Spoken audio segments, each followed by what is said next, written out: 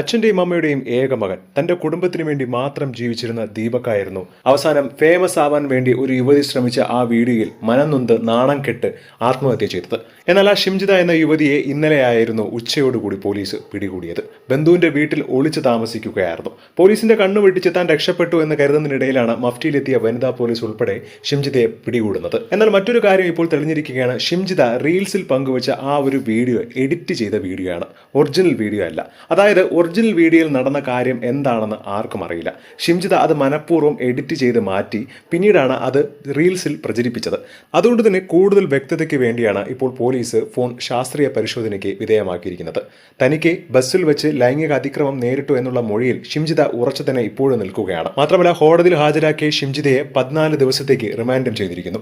ദീപകിന്റെ കുടുംബത്തിന്റെ പരാതിയിലാണ് ഷിംജിതയെ ഇപ്പോൾ കസ്റ്റഡിയിലെടുത്തിരിക്കുന്നത്. വടകരയിലെ ബന്ധുവീട്ടിൽ നിന്നുമാണ് ഇന്നലെ പിടികൂടുന്നത്. പക്ഷേ താൻ ദുരനുഭവം നേരിട്ടു എന്ന് പറയുന്ന ഷിംജിത എന്തുകൊണ്ട് ആ ഒരു വീഡിയോകൾ മുഴുവനായി പങ്കുവച്ചില്ല? ഷിംജിത പറയുന്നത് ദീപകിനോട് താൻ സംസാരിച്ചു എന്നും എന്തിനാണ് എന്നോട് ഇങ്ങനെ ചെയ്യുന്നതെന്ന് ചോദിച്ചപ്പോൾ ദീപക് ഇറങ്ങി ഓടുകയായിരുന്നു എന്നൊക്കെയുള്ള രീതിയിലായിരുന്നു മാധ്യമങ്ങളോട് പ്രതികരിച്ചത്. പക്ഷേ ആ ഒരു വീഡിയോ അല്ലേ തീർച്ചയായും അതിലുണ്ടായിരിക്കേണ്ടത്. ആ വീഡിയോ ഷിംജിത എന്തിനാണ് ഒറിജിനൽ വീഡിയോ ഡിലീറ്റ് ചെയ്ത് കളഞ്ഞത്? ഇതൊരു ചോദ്യം തന്നെയാണ്. അപ്പോൾ മനഃപൂർവ്വം കരുതിക്കൂട്ടി തന്നെയാണ് ഫേമസ് ആവാൻ വേണ്ടി ദീപകിന്റെ തൊട്ടടുത്ത് ഷിംജിത പോയി നിൽക്കുകയും ഇടിക്കുന്ന രീതിയിൽ നിന്ന് ആ ഒരു വീഡിയോ എടുത്ത് പ്രചരിപ്പിക്കുകയും ചെയ്തത്.